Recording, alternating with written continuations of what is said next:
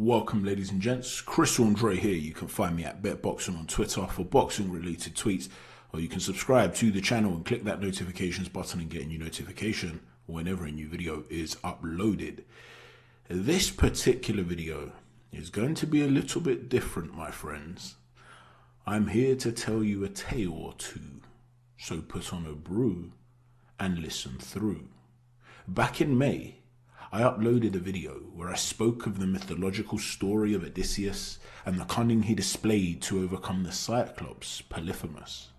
I drew parallels between that story and Gabriel Rosado's knockout of the bully, Bektemir Melekuziev.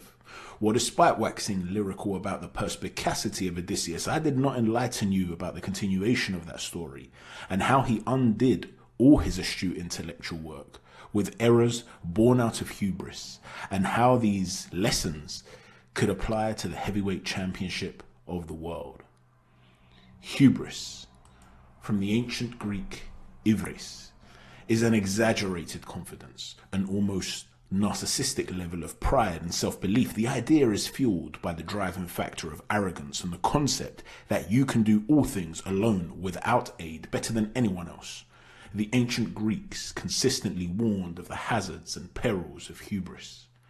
Rewatching that video might provide you with some more clarity, but to pick things up from the point we left off, Odysseus had tricked Polyphemus into thinking his name was no one.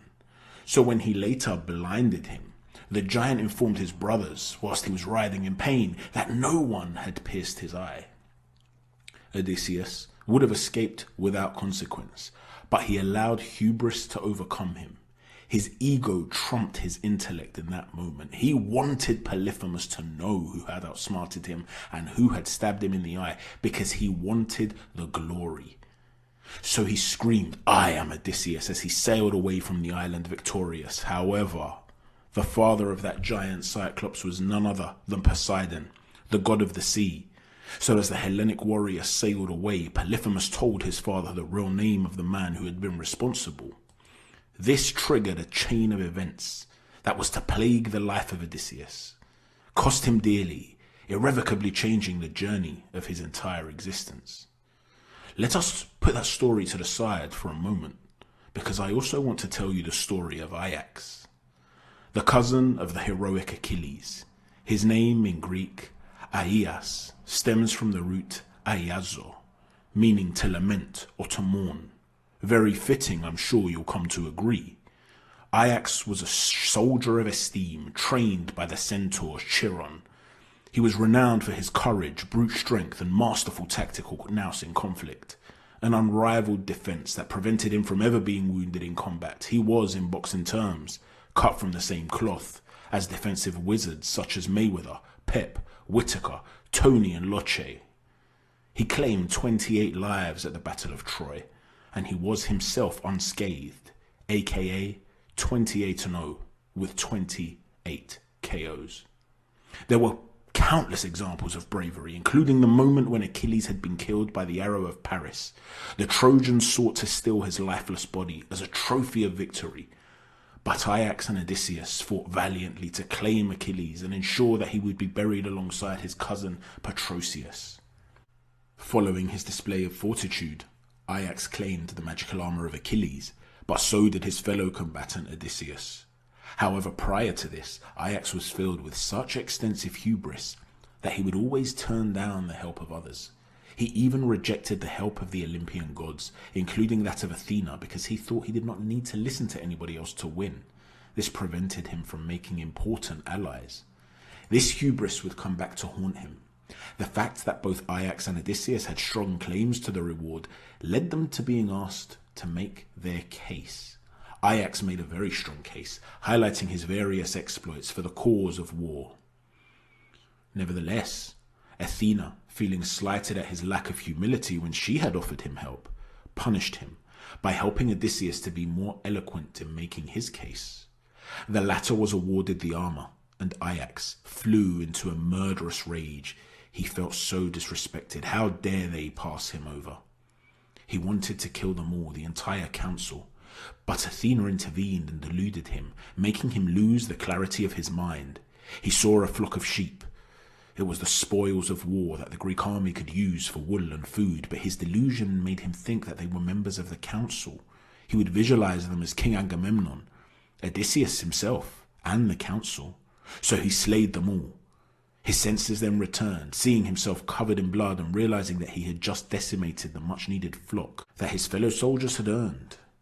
They had risked their lives to fight alongside him, and this was all they had as a reward, and now it had been eradicated by him. He was conquered by his own grief and shame. The guilt was too much to bear. He contemplated his future, and he plunged his own sword into his own torso.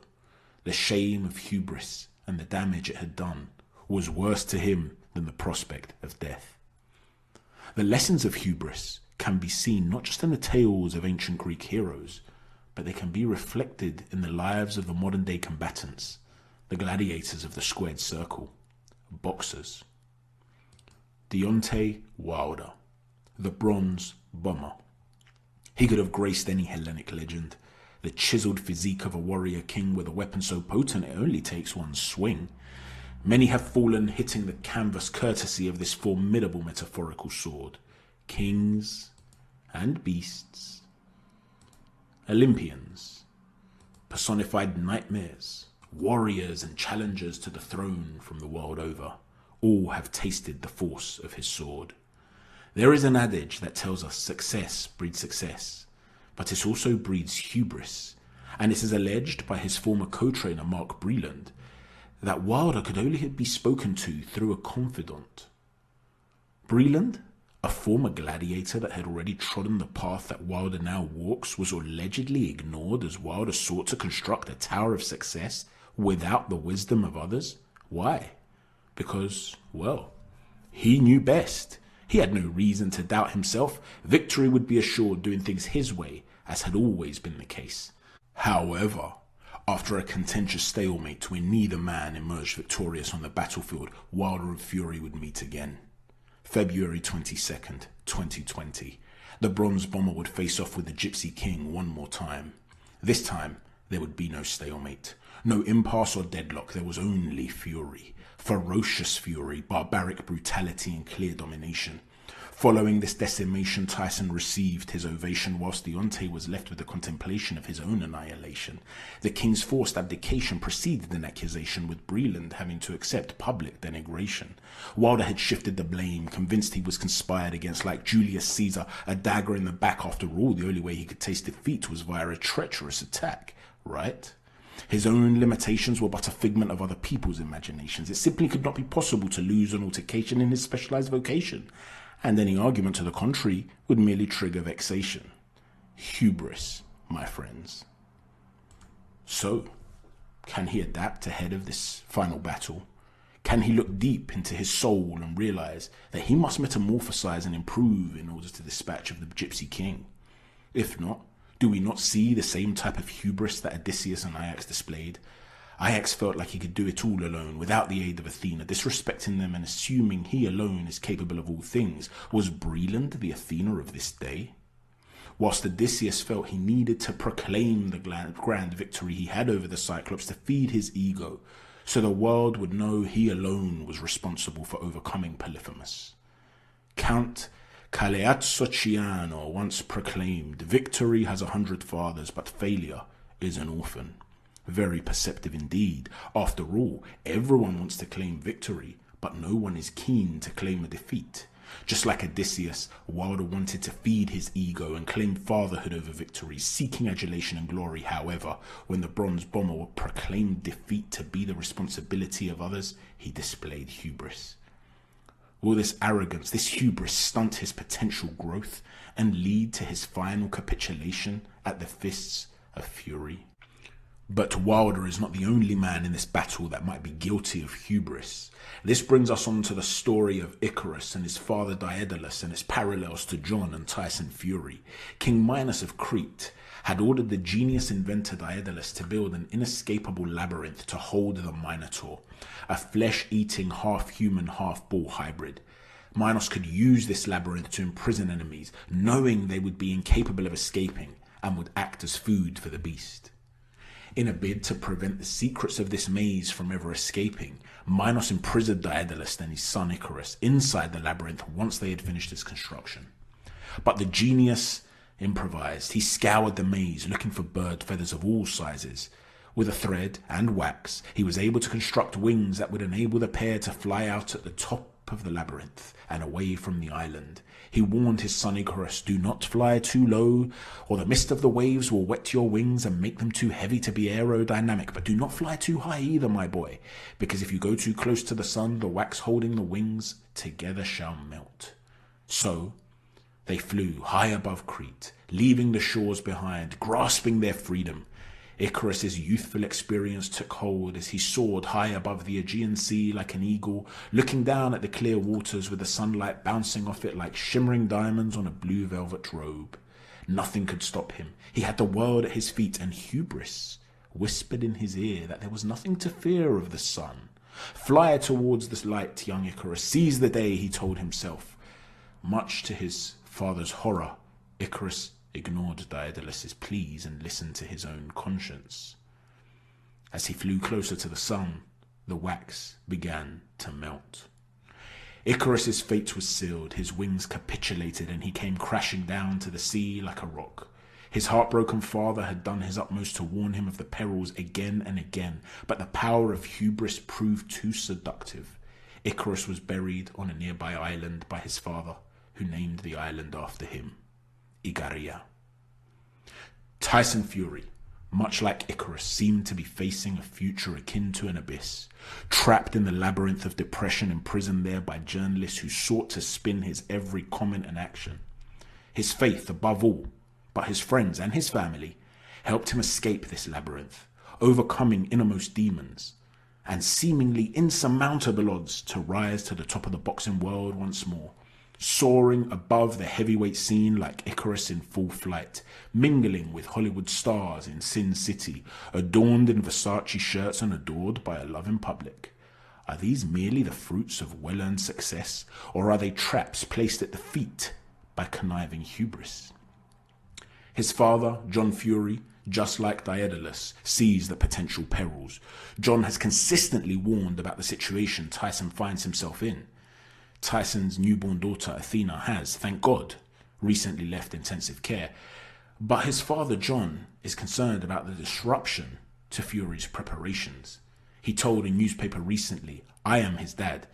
If problems persist, we will cancel the fight. I will cancel the fight." Whilst no cancellation seems likely at this moment, John has also bemoaned the scene around Tyson. He says, and I quote, "Obviously, Tyson is in a different league now. 20,000 yes men around him. This is what happens when you get to the top. There's a lot of leeches out there, a lot of hangers-on. You can see what's happening out there in America with him. Appalling, to be honest with you. That's just my opinion." John has even hinted that Fury's own people in the US might have a vested interest in seeing him lose. He appears to fear treachery too. But he has also proclaimed, "I am straightforward. That's Tyson's business. He's over 21, it's up to him." Just like Daedalus warned his beloved boy of snares, but ultimately trusted him before he watched him fly high above the clouds, so does John Fury trust his boy. But he too sees the warning signs. Will the fate of Tyson reflect the fate of Icarus? Will we see the Gypsy King, hypnotized by the flattery of hubris, fall prey to its perils and come crashing down at the fiery hands of Deontay Wilder? Or will his confidence and unwavering self-belief mark another historic display where he topples a king once and for all and sets his sights on the only remaining treasures in the heavyweight landscape, the gold that shall be owned and earned from the winner of Anthony Joshua and Alexander Usyk? It appears as though in the pantheon of legends there exists a plethora of warnings about the dangers of hubris through stories of war, drama, adventure, and the human psyche. That pantheon is preparing to add another tale to its extensive portfolio. Will Wilder wilt or will Fury fold? On October the 9th, in the desert that is Nevada, a king shall vanquish a fearsome foe, courtesy of a venomous blow. But who shall fall we do not yet know. There is, however, my friends, but one guarantee: hubris will have claimed its latest casualty. Thank you for watching, ladies and gents.